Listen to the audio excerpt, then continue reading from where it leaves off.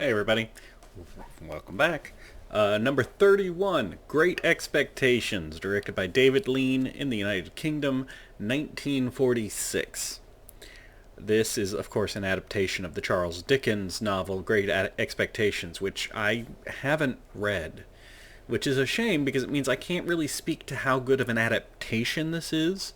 What I've read is that it was significantly slimmed down from the novel. Maybe they cut out more than they should. Maybe they didn't. I don't know. I have to take this at face value as a film because that's my only experience with it. And as a film, this is fine.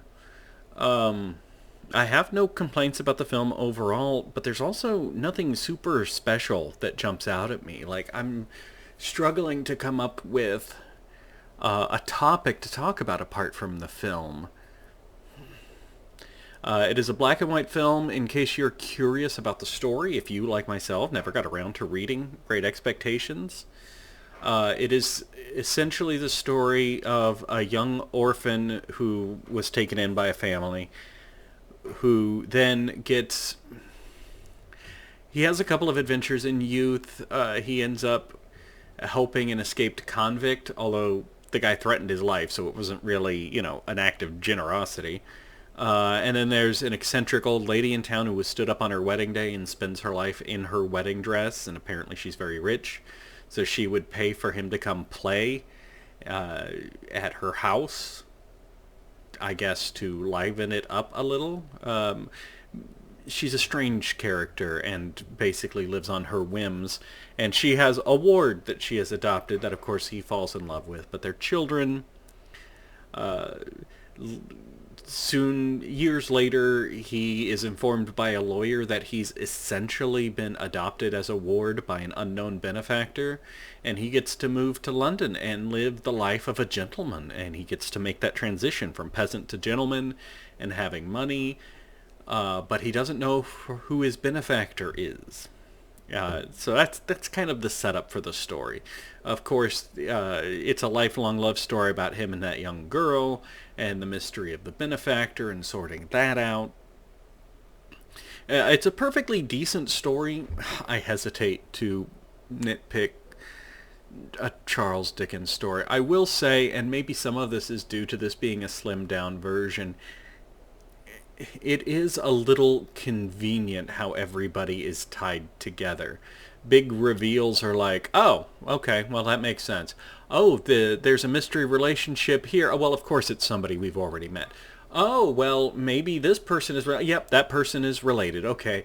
A lot of coincidence. It's also excessively British.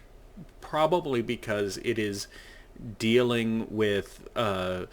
young gentlemen of the 40s. Actually, I don't... it would have been set earlier than that, wouldn't it? It would have been set in, like, the 1800s.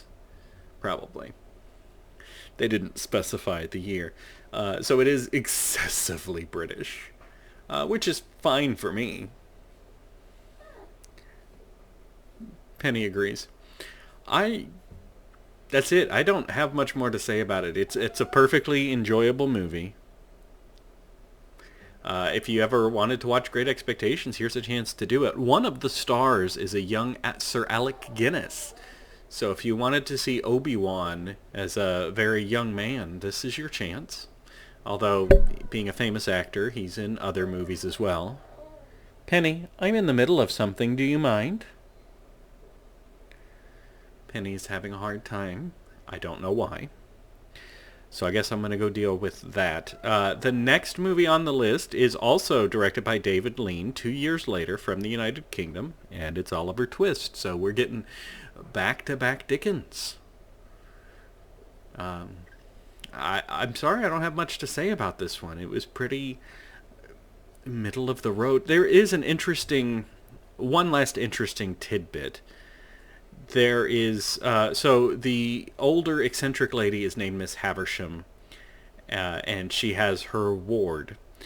The actress who plays her ward as a child in this one, not as an adult, which is most of the movie, later, like 40 years later, ended up playing Miss Havisham in a miniseries remake of this. I think that's kind of neat. Anyway, That's all I got. I will see you guys next time for Oliver Twist.